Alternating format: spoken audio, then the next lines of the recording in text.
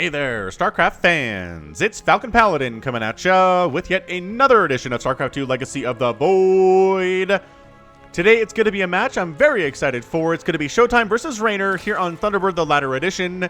From the WCS Fall group stages, once again thanks to Sniper Monkey for going through all of those and telling me which are the best ones. Bottom right hand corner we have the red Zerg player, it is Reynor. And the top left-hand corner, it is the blue Protoss player, ShoWTimE. Both these people will be at BlizzCon. Actually, hold on. Hold on! I need to look this up now. I'm assuming ShoWTimE is going to be there. I know Reynor is, because I saw Reynor on the list. BlizzCon 2019, StarCraft 2.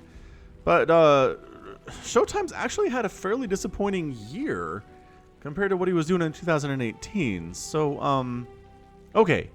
So ShoWTimE's in. Right? So I'm looking at 2019 StarCraft 2 World Championship Series. Yada, yada, yada. Offline. Prize pool $500,000. He's going to play Dark first. Yeah, so ShoWTimE special. Who do we got here? Classic Hero Stats, Trap, Neeb, ShoWTimE, Maru, Hero Marine, Special Time, Serral, Reynor, Laser, Dark, Rogue, Sue. Okay, we got this. 6 Protoss, 4 Terrans, 6 Zerg. Seems cool. Okay, anyway, what is Reynor doing? Standard stuff? Okay, good. It's a standard opening. We'll have to talk about that very much. But once again, it's a ZVP, which means we can look to the if you kill 10 drones in the first 10 minutes, you win the game theory for Protoss. So we'll watch that very, very closely. Anyway, this is the first time I've actually cast a game since the whole Hearthstone Blizzard controversy came out, and in a nutshell, let's see if we can do this fast, right? Let's see if we can do this fast real quick. What it comes down to is China is just being mean to Hong Kong. There is a treaty that basically China and UK came to when they gave Hong Kong back in 1997 that said, hey, any internal matters are for Hong Kong. External matters, including foreign policy, China will decide. Okay, so basically there's no legal standing for China to extradite anybody from Hong Kong and bring them to the mainland and have them stand trial. None. And that was to be the case for 50 years after the handover, which would be 2047. Now, China's getting antsy about that. They want to be able to mess with Hong Kong internally way before 2047, so they're trying stuff. And basically Hong Kong is saying, screw you. The problem here is that, one, Hong Kong is not winning that fight, and nobody is coming to their aid to help them either. The protests are amazing. It is a show of support and a show of how much people in Hong Kong believe in their rights, especially freedom of speech, and it's amazing. But if China was like, we're just taking you now, and you are now China, and everything that applies to you is now China, they could do it and nobody would stop them. America wouldn't stop them. Russia wouldn't stop them. The UK would not stop them. And it's sad. But that's the truth. That's where we are. So I do understand where Blizzard is coming from here. Blizzard has a lot of money, a lot of potential money tied up in future lucrative contracts in China. And they don't want to lose it. I understand that. But man alive, taking away the winnings of a player from Hong Kong who spoke up for the freedoms of Hong Kong people, firing the commentators who allowed him to say what he did on the stream is just... it hurts me. It hurts me as somebody that loves Blizzard and has loved Blizzard since Warcraft 2 for a very, very long time. I cannot condone Blizzard's actions. I understand what they did. Again, I don't think they can do anything to help the people of Hong Kong. If they had said, screw you, China, they'd be out a bunch of money. Hong Kong is still in the same situation that they were, but I would just feel better about the company as a whole. So... it sucks. It sucks. I condemn Blizzard wholeheartedly for not taking a stand against China's actions re Hong Kong, but I understand there's nothing they can do to help the people of Hong Kong, really, other than standing with them in solidarity, but the practicalities are China doesn't care. Alright, let's move on into the game. We got 2 Oracles and a Phoenix moving out now. Reynor is prepared for this. Yeah, okay, so 2 Queens and a Spore, yes. The main base does not have that. The third base does not have that either. Additional queens are coming on in. They see this darting on in here. And there's the lift. The queens are ready. So the queens are stabbing them down. So far, how many drones have died? That's a 0. One Overlord went down to the Phoenix early, but no Overlords or no drones have gone down, and he's 5 minutes in. So Reynor, so far, so good. The goal here is to drone up as hard as you can and not lose any drones, and then try to move into the mid game with just a sheer 70 drones or more, and do whatever you want to do. Now, ShoWTimE really wants to kill those workers, man. He's got a third base coming up because it's Thunderbird, and because you can do that. Is that another Oracle? Boy, ShoWTimE really committing a lot to this Oracle play here. What do we got? Oh, it's only one Queen and one Spore. We're not ready for this. Reynor was so ready for the first attack. He is literally as unready as possible here now. And we're looking at drone kills. We are looking at 6 drone kills. Are we looking at more? 1 Oracle goes down. 7 drones go down. That's pretty good. I usually say it starts around 8.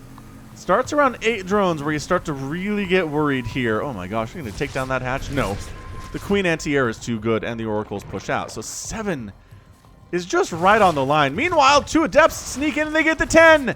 They get the extra workers there with the Adept harass at the same time at the third base, and Reynor is in a world of hurt.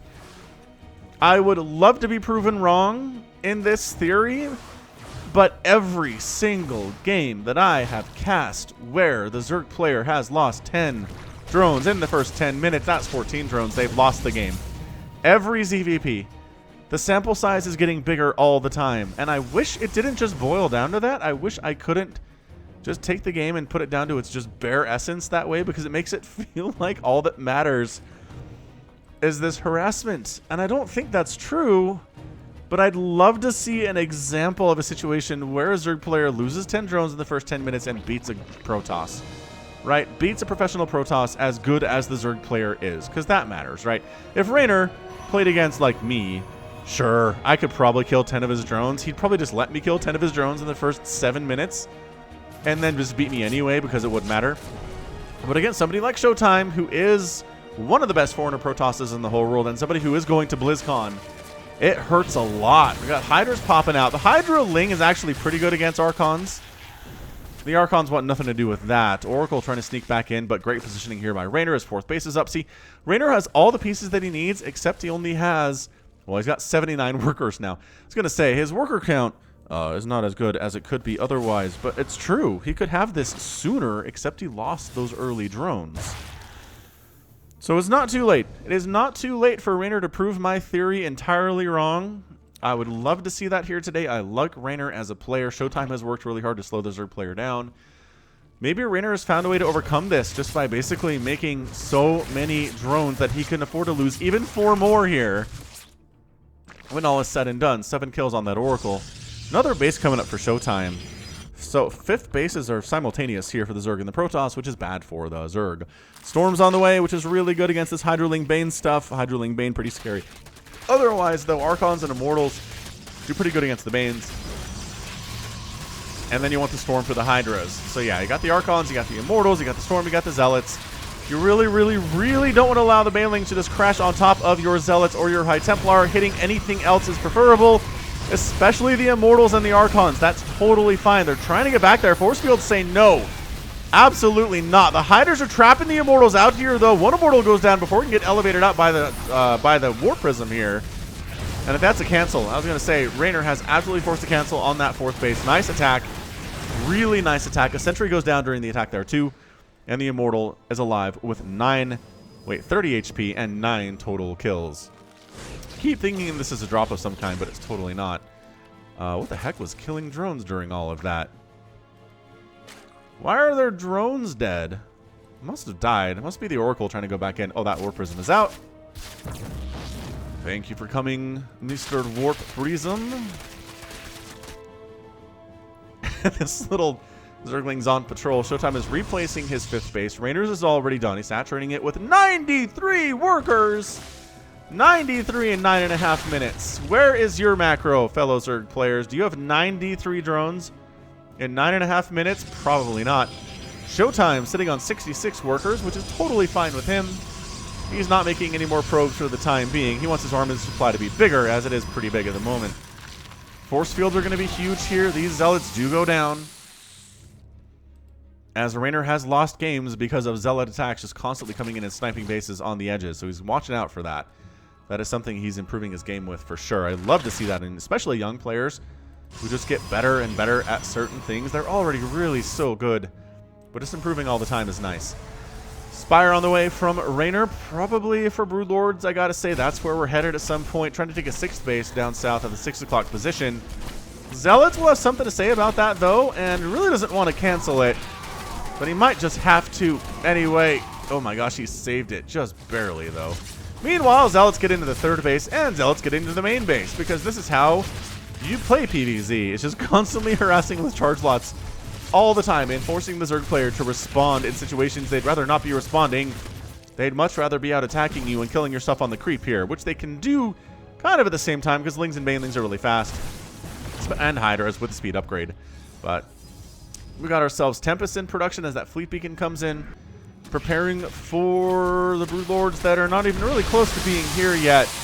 Ooh, another Warp Prism sniped down by these Hydras. These are some major victories for Reynor. He's up, man.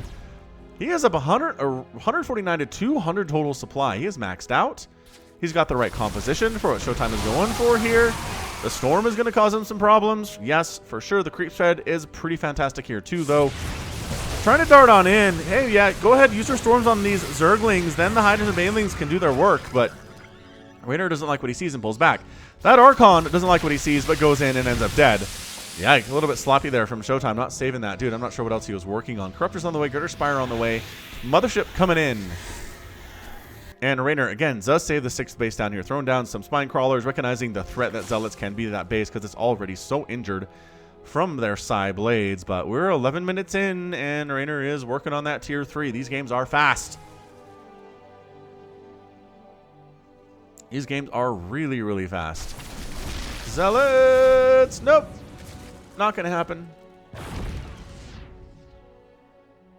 Mortal Archon. High Templar here. Army supply 90, well, 101 and 97. Pretty even. Reynor has a bigger drone count, which can help in some situations and be bad in other situations because, well, you want to have a big enough army to actually counter what ShoWTimE has. If you have a smaller army with a bigger drone count, you can actually lose fights and lose games that way. So you got to watch out. Not have too many drones, man. Not too many. Another Warp Prism. ShoWTimE says, if at first you don't succeed, try again. Charge lot attack coming into the 5th. What did I tell you? This is something that you do if you are Protoss. Yeah, there are 2 spines, a bunch of Lings and Banelings here. That is not enough army to save that. Zealots actually handling the Lings that came up against them, but a larger group of army comes on in, wipes them out. Drones get killed off the gas. If they get replaced by Reynor or not, where is his attention at? I don't think he's replacing these drones. That's a really big deal. He needs as much gas income as possible, going for these Broodlords, going for the adrenal glands, going for upgrades for his ground carapace and his melee attack. Free Immortal down because the Immortal is going to be pretty bad against the Broodlords. That's why we got Archons. That's why we got Tempests. And that's why we have a Mothership. Storm pretty good here too. Zealots getting into the main base through some Warp Prism shenanigans. I don't have any idea where the Warp Prism is. It probably died because there's not one on the map right now. So, Broodlords are attacking units. They suck at defense. If they're constantly being just spread thin across the map, they can't defend very well. But if they're pushing in and they're wiping out bases, they could be pretty intimidating here. ShoWTimE needs to defend. I love this split off here.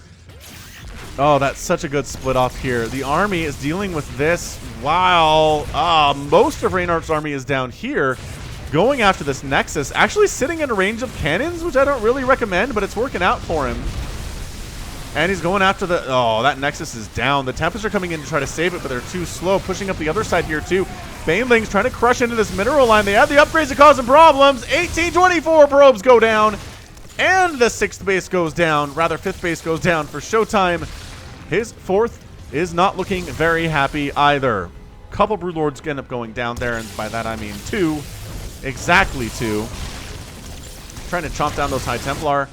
Got an Immortal just wandering over this way. Again, trying to commit suicide to free up supply for ShoWTimE, although I don't know that he needs that. He's at 145 supply right now. And the 4 bases. His 5th base is down, and Reynor actually doing super well here. In a situation where, again, I didn't think it was possible for a Zerg player to be doing this well, but he's up big time. He's up huge in worker count. He's down to 79 workers, so he's making more drones. I was going to say, either he lost some or he turned some in his static defense, but Yeah, I think he made some static defense up here, and he's replacing them too. He wants to have 90 workers, and that's what he's getting. ShoWTimE doesn't feel comfortable retaking the 5th, which I think is a mistake. He needed that 5th base to come up again. I mean, would he have lost it anyway? I don't know. Reynor's able to, again, split up his army into 2 nice pieces. Goes for the run by. Nice warp-in timing, though. Oh, it's not actually nice warp-in timing. Some Lings do get into the main base, which is bad news for ShoWTimE. Don't want some Lings inside the house. Lings coming into the main base, and Zealots warping in. That's not enough Zealots, man. They died before they could do anything. Additional Zealots are showing up, though. The Lings are running to their deaths to handle it. But the pylon does go down, depowering 2 warp gates, and a forge, and a Twilight Council. Not too shabby. Not too shabby, I say. All right, so I think Reynor is just way up in this game. We're looking at a 4-base economy from ShoWTimE. We have 1, 2, 3, 4, 5, 6, 7 bases coming in for Reynor right now. He is everywhere. He's making sure that ShoWTimE is not allowed a 5th base. Infestors on the way from Reynor. We've seen the Broodlords. We have not seen the Infestors yet. They're joining the party right about now. And again, Reynor's just happy to get Lings on inside, pick up probes as necessary.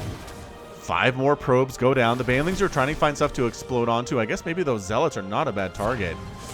Lings and Banelings cruising. That is a huge number of probes there. The Banelings decide not to go on in. Zealots are up. Banelings getting some nice hits off. And again, the Zealots who are here. Why? Oh, there's a mineral patch there. Wait, did he go back in when I was paying attention to the main base? Hold on. He comes in, pokes out because of the warp-ins and because of the cannons and stuff. Yeah, doesn't. Oh, he does immediately go back in, and the probes come back in too. 40 probes down. Main base. I think that's it, man. I think ShoWTimE is dead. Depowers 4 more warp gates. He's down to 21 workers. He can't take a 5th base. His carriers are annoying, especially because the corruptor count is currently 0. But 7 corruptors are on the way. And I just don't know how ShoWTimE wins this game. Did Reynor figure this out? Is Reynor just like, look, man, if Protoss wants to invest that much stuff in killing my workers, fine. I'm just going to make 93 drones in the first 7 minutes. And what are they going to do about it, right? This Baneling is left behind. I don't think it has burrow. It can't even burrow. Where's he going to... where's this? Steve the Baneling has some big plans. Where's he going? Man, if he gets in here, that'd be so annoying. That'd be so annoying if this one Baneling... Oh, gosh. He can one-shot probes, too. Yep, 4 more probes down. Okay, well, carriers and Archons causing a problem for the 7th hatch, but the corruptor count is increased. There we go. We've got the Infestors in the mix. We can fungal this. We can take it down. ShoWTimE's army supply is 99, which is actually not that bad compared to Reynor's, but the ability of Reynor to kind of be everywhere at once and kill so many probes is keeping him ahead in this game right now.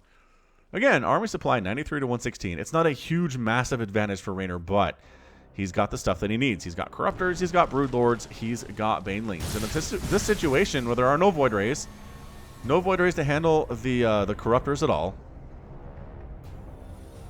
I like it. I like this composition for sure. These Lings just kind of like hanging out in Protoss land. ShoWTimE's still afraid to take a 5th. Never mind, he took it. He is brave. He is brave, Protoss fans.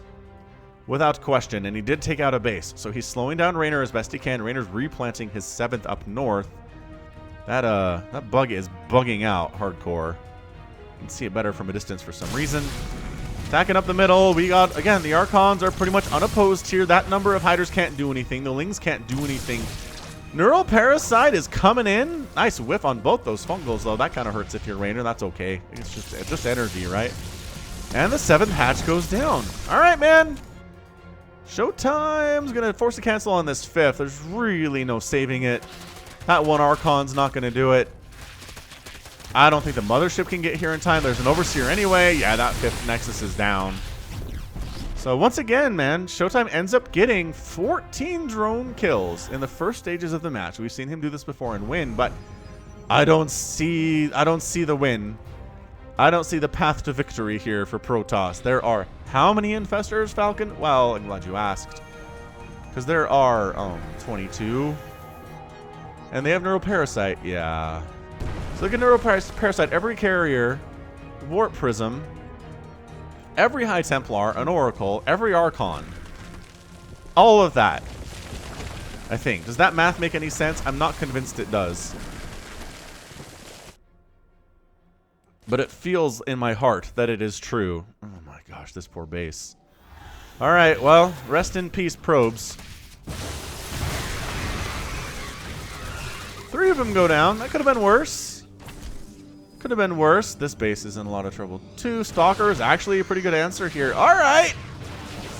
Oh gosh. Oh gosh. Alright, so we still got 17 of them. 20. Still got 20 of them, though.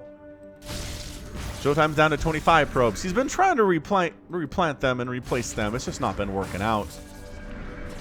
It's really not been working out in the long run here. So there are some infested Terrans. There's the Neural Parasite on a bunch of these units.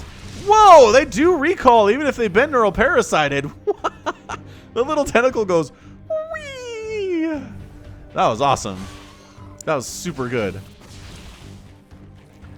ShoWTimE 5th base. Trying again here. Really trying again here. His recall is on cooldown.